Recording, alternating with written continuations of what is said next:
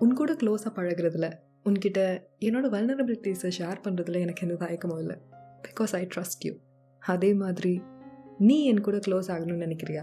எந்த ஒரு ரிலேஷன்ஷிப்லேயும் இருக்கிற அந்த ட்ரஸ்ட் அண்ட் இன்டிமசி வேணும்னு நினைக்கிறியா? Of course you have it. எனக்கு உன் கூட க்ளோஸாக இருக்கிறதுல எந்த பிரச்சனையும் இல்லை. எனக்கு தனியாக இருக்கிறதுலையும் பிரச்சனை இல்லை. Because I know it. எனக்கு ஏதாவது ஒன்றுனா நீ எங்கே இருப்பேன்னு, எனக்கான ஒரு safe zone, trustworthy person நீ இருக்குன்னு எனக்கு தெரியும். அதே மாதிரி எப்பயும் நானும் உனக்காக இருக்கேன்றது உனக்கு தெரியும்னு நான் நம்புகிறேன்.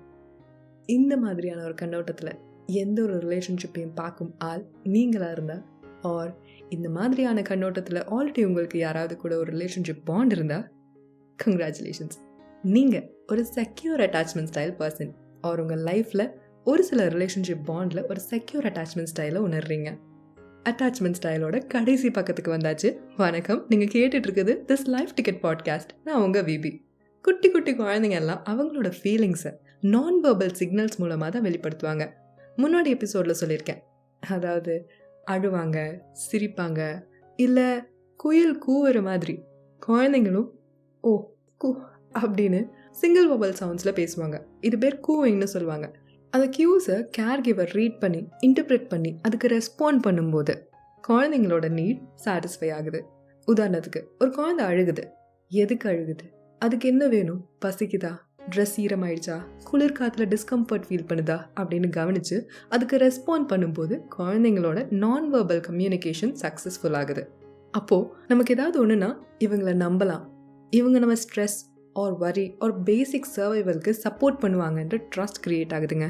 அங்கே தான் ஃபர்ஸ்ட் டைம் குட்டி குழந்தைங்களுக்கும் ப்ரைமரி கேர் கிவருக்கும் ஒரு செக்யூர் ரிலேஷன்ஷிப் டெவலப் ஆகுது.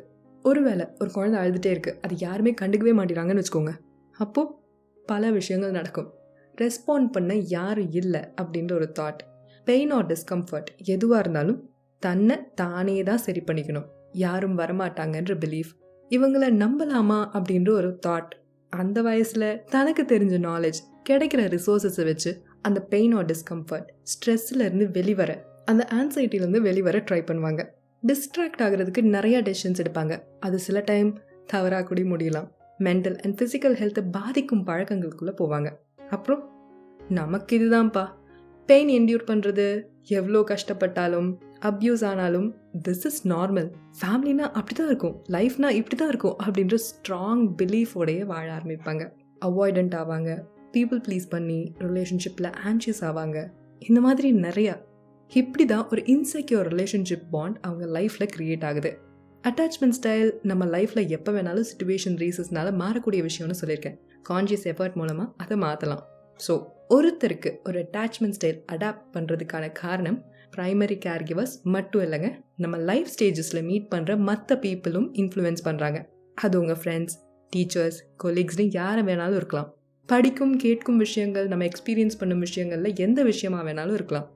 இப்போது நம்மள பலர் நமக்கு ஒரு செக்யூர் ரிலேஷன்ஷிப் ஸ்டைல் இல்லையே, அப்படி இருந்திருந்தா இப்போ எந்த ப்ராப்ளமும் இருந்திருக்காதே அப்படின்னு நினச்சா, முக்கியமான விஷயம், having a secure attachment style doesn't mean you are perfect or உங்கள் லைஃப்பில் ப்ராப்ளமே வராதுன்னு இல்லைங்க.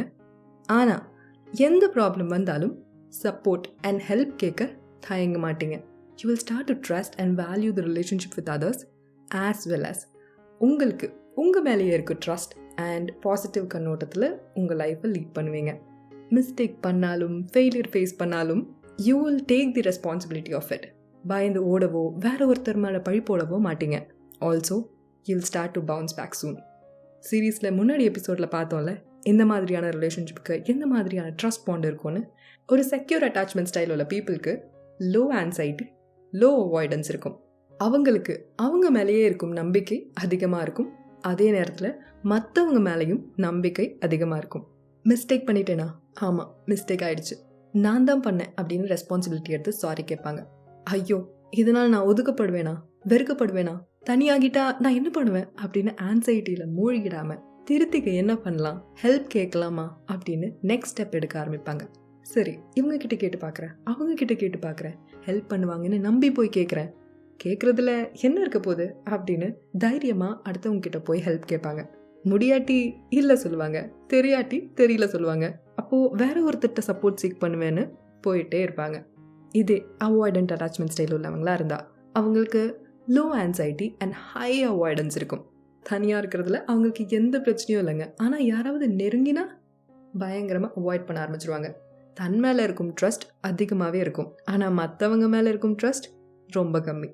நம்ம பிரச்சனையை நம்ம தான்ப்பா பார்த்துக்கணும், you can't depend on others, they'll break your trust, better தனியாகவே இருக்கிறது அப்படின்னு இருப்பாங்க. அப்போது anxious attachment people high anxiety, low avoidance, ஒரு நம்பிக்கையின் மலையாகவே மற்றவங்கள பார்ப்பாங்க. தன் மேலே நம்பிக்கை கம்மியாக தான் இருக்கும். இவங்க இல்லாட்டி நான் என்ன பண்ணுவேன், என்னால் எதுவுமே செய்ய முடியாது, அவங்க இல்லாட்டி I'll feel unloved, not worthy enough to live அப்படின்ற பிளேஸில் ஒரு பொசிஷனில் ப்ரீ ஆக்குப்பைடாகவே இருப்பாங்க. தனிமையை வெறுப்பாங்க. லாஸ்ட்டாக anxious avoidant or disorganised attachment style உள்ளவங்க ஹை ஆன்சைட்டி, ஹை அவாய்டன்ஸ், தன் மேலேயும் நம்பிக்கை இல்லை, மற்றவங்க மேலேயும் நம்பிக்கை இல்லாமல் இருப்பாங்க. ரிலேஷன்ஷிப்பில் க்ளோஸ்னஸ் வேணும், ஆனால் பார்ட்னரை ட்ரஸ்ட் பண்ண ரொம்பவே யோசிப்பாங்க. ஃபியர் ஆஃப் ரிஜெக்ஷன் இருந்தாலும் பார்ட்னரை அபெண்டன் பண்ணிட்டு போயிடுறது. இப்படி தாங்க ஒரு அட்டாச்மெண்ட் ஸ்டைல்லையும் ஒரு ட்ரஸ்ட் பாண்ட் இருக்குது. இப்போது எந்த மாதிரியான என்வாயன்மெண்ட் ஆர் பீப்புள் ரிலேஷன்ஷிப் இருந்தால் ஒரு குழந்தைக்கு செக்யூர் அட்டாச்மெண்ட் ஸ்டைல் வரும்?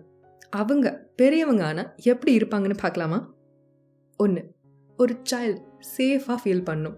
ப்ரைமரி கேர் கிவர்ஸ் எப்பயுமே நம்மளை ப்ரொடெக்ட் பண்ண தான் பார்ப்பாங்க. அந்த ப்ரொடெக்ஷனை தான் சேஃப் ஜோன்னு சொல்கிறோம். அப்போ அதுக்கு ஆப்போசிட் என்ன? டேஞ்சர் ஜோன்னு சொல்லலாமா? கேர் கிவரை விட்டு செப்பரேட் ஆகும்போது, தன் கம்ஃபர்ட் ஜோனை மீறி ஏதாவது ஆக்டிவிட்டி பண்ணும்போது, இடத்துலையோ ஆட்கள் கூட இருக்கும்போது they'll feel not so safe zone.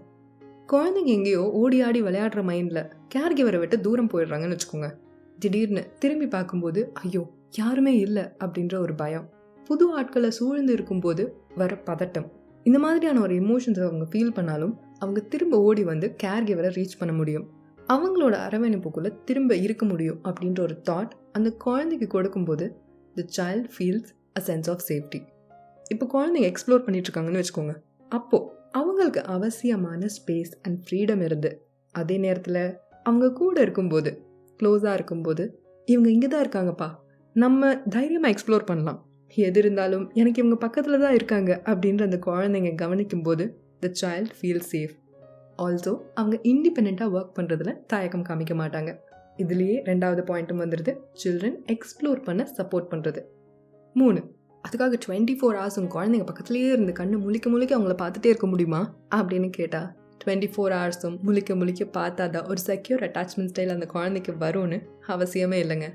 குழந்தைங்களுக்கு அவங்க சின்ன வயசுலேருந்தே அவங்களோட நான் வெர்பல் கியூஸ்க்கு ரெஸ்பாண்ட் பண்ணுறது, வளர அவங்களுக்கான ஒரு safe zone and trust provide பண்ணி அவங்கள என்கரேஜ் பண்ணாலே கொஞ்சம் கொஞ்சமாக அவங்களோட செக்யூர் பாண்ட் க்ரியேட் ஆகும்.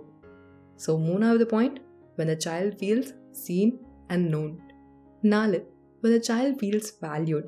நீ எக்ஸாம் பாஸ் பண்ணாதான், நீ இந்த விஷயத்த செஞ்சாதான், நான் சொல்கிறபடி நடந்துக்கிட்டாதான் நான் உன்கிட்ட பேசுவேன், பழகுவேன், ரெஸ்பெக்ட் பண்ணுவேன் அப்படின்னு அவங்களோட கியூஸ்க்கு ரெஸ்பாண்ட் பண்ணுவேன்னு இல்லாமல், அவங்க படிக்க ட்ரை பண்ணும்போது அந்த எஃபர்ட்ஸை வேல்யூ பண்ணுறது, அவங்களோட கான்சன்ட்ரேஷனை காம்ப்ளிமெண்ட் பண்ணும்போது தான் ஒரு வேல்யூபிளான பர்சன் அப்படின்னு அந்த குழந்தை உணர ஆரம்பிக்கும். That's how you build self-esteem and self-confidence in the child. Caregivers repeatedly expressing their joy about who the child is rather than what the child does. அங்கே தாங்க டிஃப்ரென்ஸ் வருது. இப்படி வளர்க்கப்பட்ட குழந்தை பெரியவங்க ஆனால் எப்படி இருப்பாங்க? செக்யூர் அட்டாச்மெண்ட் ஸ்டைல் உள்ள அடல்ட்ஸ் எப்படி இருப்பாங்க? 1, I am a valuable person and I'm worthy of loveன்னு கம்ப்ளீட்டாக பிலீவ் பண்ணுவாங்க. தன் மேலே மட்டும் இல்லைங்க, சுற்றி இருக்கும் ஆட்கள் ஒருத்தரும் வேல்யூபிள் அண்ட் worthy of loveன்னு பிலீவ் பண்ணுமாலாம் இருப்பாங்க. 2, தேவைகள் எதுவாக இருந்தாலும் தன்னால் செய்ய முடியும் அப்படின்ற நம்பிக்கையோடு ட்ரை பண்ணுவாங்க. முடியலையா ஹெல்ப் கேட்க ரொம்பலாம் யோசிக்க மாட்டாங்க. அதே நேரம் தன்கிட்ட யாராவது ஹெல்ப் கேட்டாலோ சப்போர்ட்க்கு ரிலை பண்ணாலோ they'll be more happy to support. 3, அவங்கனால இமோஷனல் பேலன்ஸ் மெயின்டைன் பண்ண முடியும். எதுவாக இருந்தாலும் ஓப்பன் அண்ட் ஆனஸ்டாக கம்யூனிகேட் பண்ண ட்ரை பண்ணுவாங்க in a healthy way to manage conflict. 4, partner R closed once கூட இருந்தாலும் சந்தோஷம்தான், தூரம் இருந்தாலும் ஓவர்லி ஆன்ஷியஸ் ஆக மாட்டாங்க. They seek connection, also provide space. They believe their loved ones are always for them and they are always for their loved ones. 5, healthy boundary set பண்ணுவாங்க, அது தெளிவாக கம்யூனிகேட்டும் பண்ணிடுவாங்க. மற்றவங்களோட பவுண்டரிஸ் இருக்கா, அதை ரெஸ்பெக்ட் பண்ணுவாங்க. எனக்கு இந்த ஒரு தமிழ் மூவி கேரக்டர் ரொம்ப அழகாக இந்த செக்யூர் அட்டாச்மெண்ட் ஸ்டைலுக்கு மேட்ச் ஆச்சுங்க.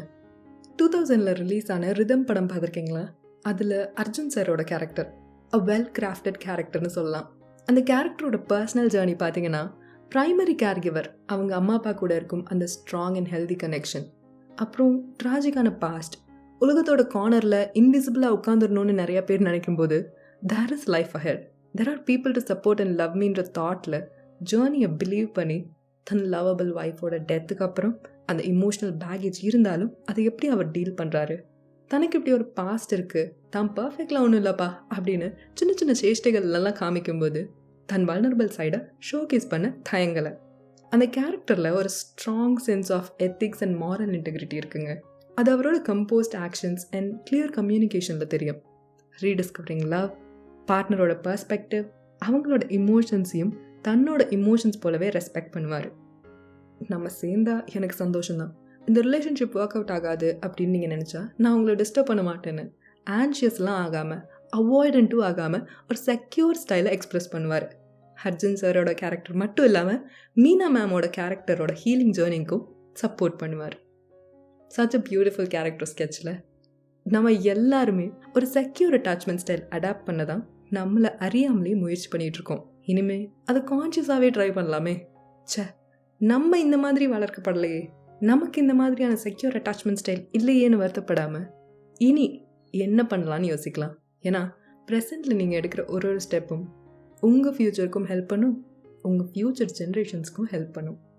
சில நேரங்களில் சில மனிதர்கள் மாதிரி நம்ம லைஃப்லேயும் சில பேரை நம்ம மீட் பண்ணுவோம். நம்மளோட ஸ்டீரியோடிபிக்கல் தாட்ஸ், க்ரோத்தை பிளாக் பண்ணும் தாட்ஸ், பிலீஃப், அதை நம்பாத, அதை உடச்சிட்டு வரணும், அதுக்கு நீ தான் ஸ்டெப் எடுக்கணும் அப்படின்னு புஷ் பண்ண சிலர் வருவாங்க. நம்ம லைஃப்பில் ஒரு சின்ன பார்ட்டில் தான் அவங்க கூட நம்மளோட ஜேர்னி இருந்தாலும் அவங்க சொல்லி கொடுக்கும் அந்த லெசன், அந்த லைஃப் லெசன் கண்டிப்பாக நம்மளை ஒரு செக்யூர் அண்ட் ஸ்ட்ராங் பர்சனாலிட்டியாக மாற்றும். Be open to them and start practising those. உங்களை பற்றி இன்னும் நல்லா தெரிஞ்சுக்க ப்ரொஃபஷ்னல் கைடன்ஸை கண்டிப்பாக எடுத்துக்கோங்க. ஃபைனலி, இந்த அட்டாச்மெண்ட் ஸ்டைல் சீரீஸ் உங்களுக்கு பிடிச்சிருந்தா, ஒரு சின்ன நல்ல தாட் உங்களுக்கு கிடச்சிருந்தாலும், உங்களுக்கு ஏதாவது வகையில் நல்லதாக கைட் பண்ணியிருந்தாலும் I'll be more happy about it. உங்களுக்கு உங்களோட தாட்ஸ், எக்ஸ்பீரியன்ஸ் என் கூட ஷேர் பண்ணணும்னு நினச்சா கண்டிப்பாக thislifeticket@gmail.com எழுதி அனுப்புங்க, ஆர் இன்ஸ்டாவில் இன்பாக்ஸ் பண்ணுங்கள். அப்போது நெக்ஸ்ட் எபிசோடில் பார்க்கலாம். டேக் கேர், பாய்.